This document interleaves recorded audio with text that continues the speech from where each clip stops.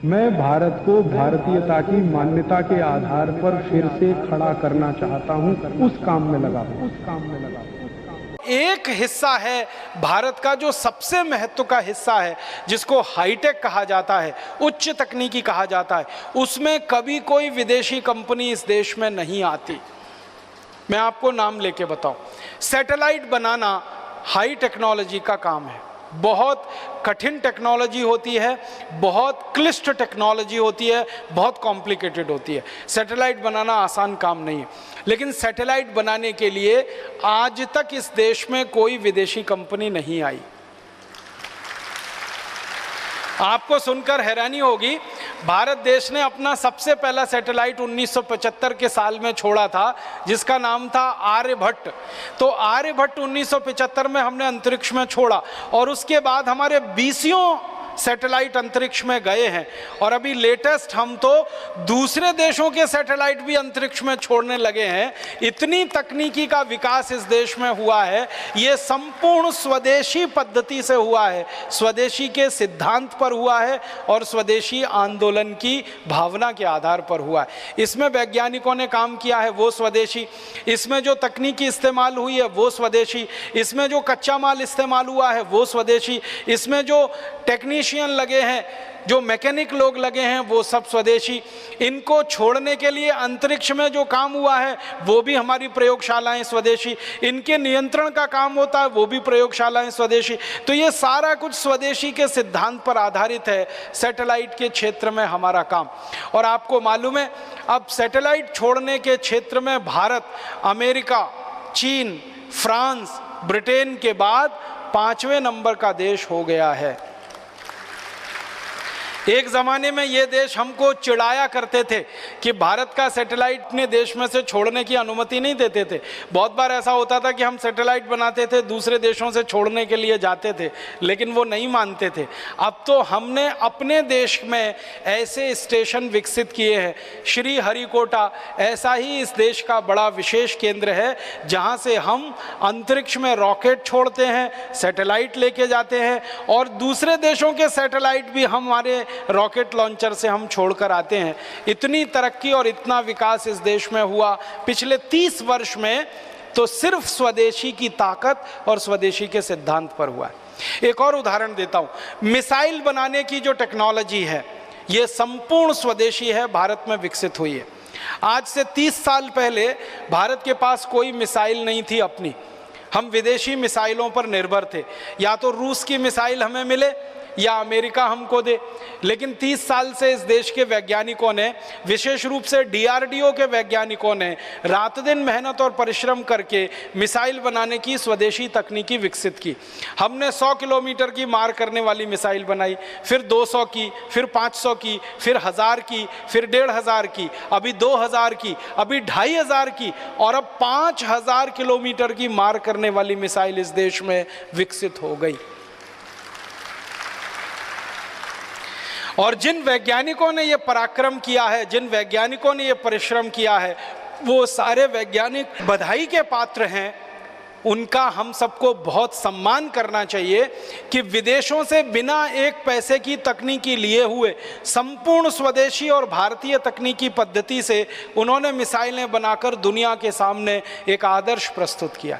जिन वैज्ञानिकों ने ये सारा पराक्रम किया, सारा परिश्रम किया, महत्व की बात उनके बारे में जो ये है कि वो सब यहीं पैदा हुए, यहीं बढ़े, यहीं पढ़े और यहीं रिसर्च किया, और इतना ऊंचा उन्होंने स्थान दुनिया के सामने भारत का स्थित करवा दिया।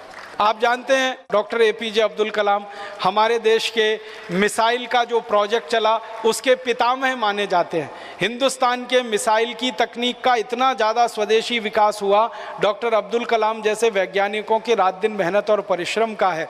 और एक तीसरा उदाहरण देता हूँ, आज से 50 साल पहले तक सारी दुनिया भारत का नाम लेके चिढ़ाती थी कि भारत के पास कोई परमाणु बम नहीं, और परमाणु बम हो भी नहीं सकता है।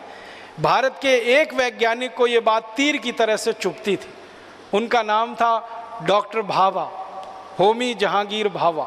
उनको ये तीर की तरह से चुभती थी कि भारत क्यों नहीं परमाणु बम बना सकता, दुनिया के वैज्ञानिक कर सकते हैं तो हम क्यों नहीं ये काम कर सकते। और उन्होंने सपना देखा और उनके सपने में दूसरे वैज्ञानिक एक एक करके शामिल हुए, और वो वैज्ञानिकों के परिश्रम पराक्रम का कमाल देखो, उनके अभिक्रम का कमाल देखो कि भारत ने सारी दुनिया के सामने सिद्ध कर दिया कि हम परमाणु बम भी बना सकते हैं और ज़रूरत पड़ने पर उसका परीक्षण भी कर सकते हैं। और परीक्षण हमने कर दिया। आप जानते हैं सबसे पहला परीक्षण 1974 में किया, श्रीमती गांधी के समय में, और उसके बाद 3 परीक्षण उसके बाद हमने किए, और हमने ये परमाणु परीक्षण करके सिद्ध कर दिया कि अमेरिका या फिर फ्रांस या तो फिर ब्रिटेन या तो फिर रूस या तो फिर चीन जैसे देशों के पास जो परमाणु हथियार हो सकते हैं, वो भारत के देश के पास भी परमाणु हथियार हो सकते हैं। और परमाणु हथियार हैं हमारे पास, ये वैज्ञानिकों ने बनाकर दुनिया के सामने सिद्ध किया। इतना ही नहीं, उन परमाणु हथियारों को हम मिसाइलों पर लगाकर अंतरिक्ष में लेके जा सकते हैं और ज़रूरत पड़ने पर उनका अंतरिक्ष में उपयोग कर सकते हैं। ये सिद्धि भी हमारे वैज्ञानिकों ने अभी हासिल कर ली है, और ये भी संपूर्ण स्वदेशी की ताकत पर हुआ है, संपूर्ण स्वदेशी के आग्रह पर हुआ है। और अब तो आपको एक खुशी की बात बताता हूँ, अभी तक भारत के बारे में थोड़े दिनों से ये बात चल रही थी कि भारत के पास परमाणु बम है, बहुत अच्छा है, भारत अपने परमाणु बम का उपयोग अंतरिक्ष में कर सकता है, इसकी क्षमता का अंदाज़ा भी दुनिया के देशों को लगा। लेकिन कुछ 10 साल से भारत के बारे में दुनिया के देश ये कहा करते थे कि पानी के अंदर परमाणु बम का इस्तेमाल कर सके, भारत की अभी ये क्षमता नहीं विकसित हुई है। लेकिन अभी इसी साल भारत के वैज्ञानिकों ने एक परमाणु पनडुब्बी बना के सारी दुनिया को दिखा दिया कि पानी के अंदर अरिहंत नाम की पनडुब्बी जो इस देश ने बनाई है, संपूर्ण स्वदेशी है, 100% स्वदेशी है, और वो पानी के अंदर जाकर परमाणु हथियार का हमला कर सकती है, किसी भी दुश्मन को नेस्तनाबूद कर सकती है। दुनिया में ये क्षमता सिर्फ 3 देशों के पास है, या तो अमेरिका के पास है, या तो चाइना के पास है, और या तो फ्रांस के पास है। लेकिन अब भारत के पास भी ये क्षमता आ गई है कि पानी के नीचे 100 मील तक नीचे जाकर हमारी पनडुब्बी परमाणु हथियार का उपयोग कर सकती है अगर ज़रूरत पड़े तो पनडुब्बी में परमाणु हथियार लगा के हमें कोई विकास करना पड़ा, या रॉकेट पर परमाणु हथियार लगा के हमें कोई विकास करना पड़ा, या धरती पर परमाणु बमों का विकास करने के लिए परीक्षण करना पड़ा, ये सारी विधा का प्रयोग स्वदेशी वैज्ञानिकों ने किया, स्वदेशी तकनीकी से किया, स्वदेशी आग्रह के आधार पर किया, और स्वदेशी गौरव को सारी दुनिया में प्रतिस्थापित किया। ये हाईटेक चीज़ें होती हैं। मिसाइल बनाने का काम, सैटेलाइट बनाने का काम, परमाणु बम बनाने का काम, पनडुब्बी बनाने का काम, जलयान बनाने का काम, जलपोत बनाने का काम, टैंक बनाने का काम, टैंकर बनाने का काम, तोप बनाने का काम, बंदूकें बनाने का काम, राइफल बनाने का काम, गोला बारूद बनाने का काम, ये सब चीज़ें हाईटेक होती हैं। और इन सब चीज़ों में हम बहुत आगे बढ़ चुके हैं स्वदेशी के रास्ते पर।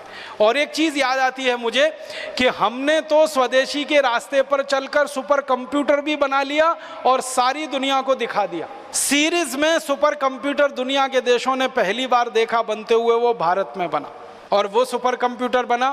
फिर उस टीम ने दूसरा बनाया, फिर तीसरा बनाया, और अब हिंदुस्तान ने अभी तक 56 से ज़्यादा सुपर कंप्यूटर बनाकर दूसरे देशों को बेच दिए। और कनाडा जैसे देशों ने हमारे सुपर कंप्यूटर खरीदे। अब तो अमेरिका हमारे सुपर कंप्यूटर खरीदने को चाहता है। कारण पता है क्या है? भारत का सुपर कंप्यूटर अमेरिका से 10 गुना सस्ता है और 100 गुना ज़्यादा स्पीड पे काम करता है। कीमत में 10 गुना कम है और सुपर कंप्यूटर की स्पीड अमेरिकन सुपर कंप्यूटर से 100 गुनी ज़्यादा है। कीमत भी कम हो, क्वालिटी भी अच्छी हो, ऐसा अद्भुत काम हमारे देश के वैज्ञानिक करके दिखा सकते हैं।